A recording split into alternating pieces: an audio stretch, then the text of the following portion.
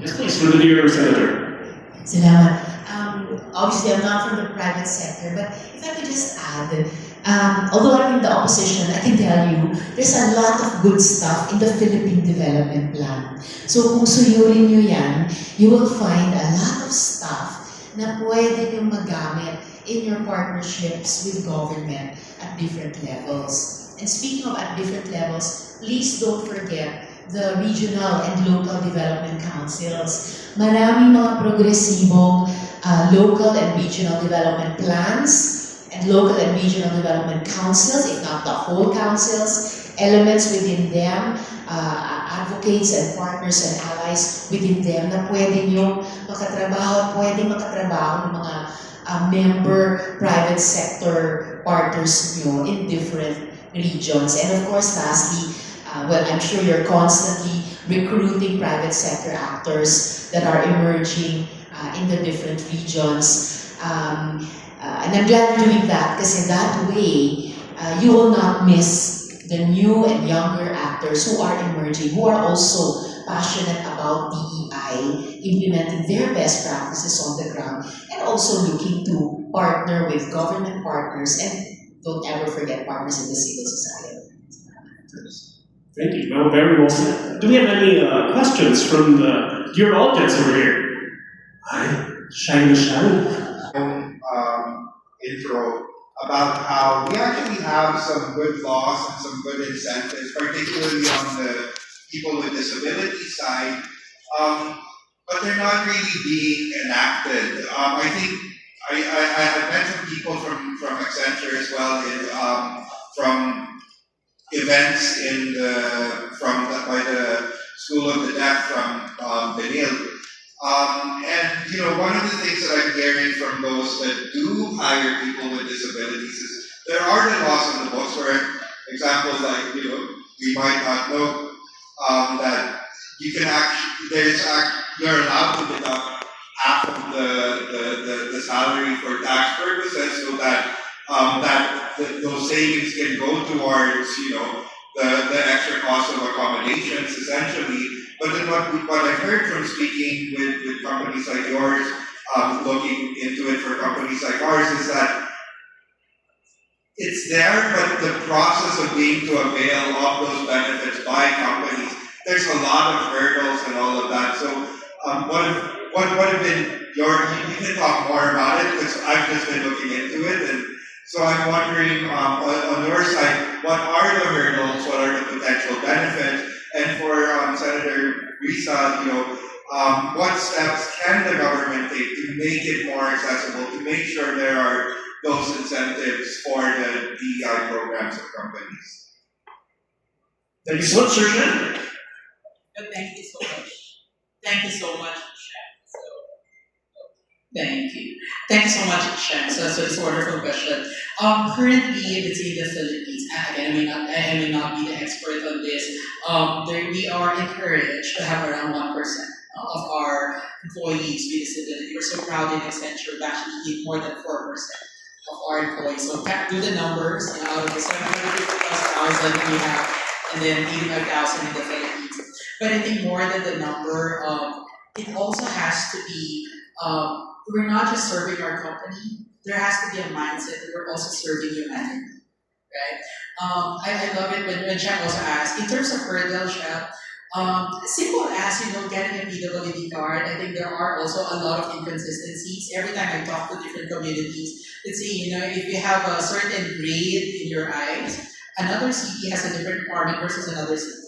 So maybe that's something also that, help from the government and our partners from NGOs can also work together with corporate.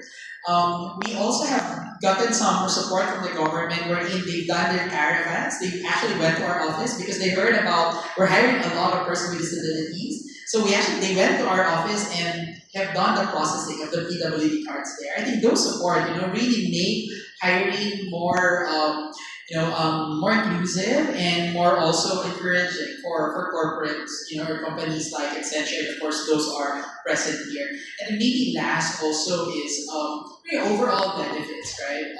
As I said, in our study, in Accenture, you may also research about that disability area. We actually have mentioned there that companies who have been hiring persons with disabilities actually has a good return on investment. It has you have higher retention. Your own employees actually feel so proud of being part of your company. So it gives 1.6 times your revenue. So that gives you also making the entire program more sustainable. Yeah, and of course, and the result of the government side. For sure, there are lots. The MC ka na rin, ha? With Sir Alvin. Regards to Talk show. So, Shem and dear friends, well, you often hear that a law is, it's like the proof of the pudding is in the eating. So a law is really only as good as the implementation. And that starts with the crafting of the implementing rules and regulations. Once may pasa namin ang batas, o mapirmahan ng presidente, o mag-lapse in tuloy, at wag lang mag-veto, hands-off na dapat ang legislature is the executive and the stakeholders who are part of crafting the IRRs. And then the real work begins again with the implementation. I think part of that work on the part of government should begin with a solid information campaign. Just to tell the stakeholders, to tell the implementers, including the implementing departments, o ganito yung batas, ganito yung mga proseso para ma-avail of at para ma-extend. So a key partner in many of these laws of ours, aside of course from DOLE and DTI, would be the Department of Social Welfare and Development, including the case of our kababayan, your employees na persons with disability.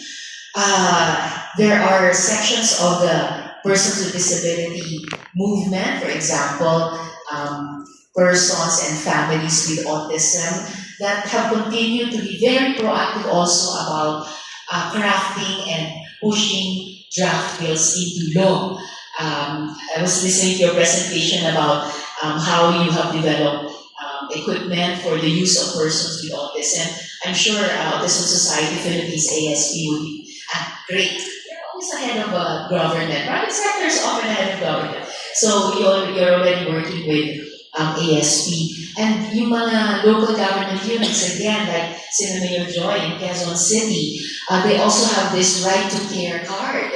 So nauna na sila, so we were inspired and we filed a bill to make right to care a national legislation. And last but not the least for now, another example of how often private sector, often LGU go ahead of national government. Marami din po sa inyo, like our leaders here were saying, you already practice yung affirmative action. Like I've seen those coffee shops. They employ youth with autism who want to continue studying, who want to remain fully employed or become fully employed after they graduate from school. Napakalaking bagay to create that working environment. And then, dapat kami nagtatrabaho sa gobyerno to support the creation of those enabling environments through our policies and legislation, through executive programs, including the matter of taxation, to continue to reform our tax system, make it more progressive, and also enabling for the private sector. So we're always open, including my office, always open to your inputs, tax and other policies, how they can further support private sector entities who are practicing this affirmative action for all our sectors.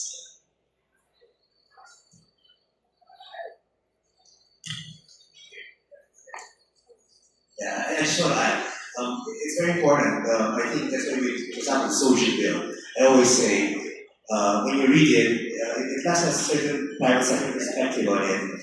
What I shared was, you have to incentivize good behavior. So why will what's in it for companies to do social, to do anti-discrimination? So I keep sharing this, incentivize good behavior, because that's the language of the private sector. When you provide tax incentives, when you tell them that you require them to hire a certain number of the population, then you receive this support from government, then I guess we'll really move forward with that. And again, I always just want to challenge our members here in the private sector, because you as big players, you have the, I guess, the key is really to support the community, the LGBT community, in pushing for this policy reform. But also be vocal about what you want to achieve, how it can be a win-win for all of us. By saying to our government policy leaders that help us also thrive. That's at the big level. But at the smaller level, the coffee shops, the salons, the barber shop and all, please bring them to your supplier diversity ecosystem. Make it less tedious for these smaller players to be part of your procurement. Because say for example, you give them a contract that's $10,000. That means a lot for one small firm. Kami po sa chamber, lahat ng annual activities, ang pagkain namin, ang merienda, we buy from our members. Pastries and all, so talagang kailangan walk the talk kami because malaking itatuloy doon sa kanilang negosyo. Very well put. Now, I think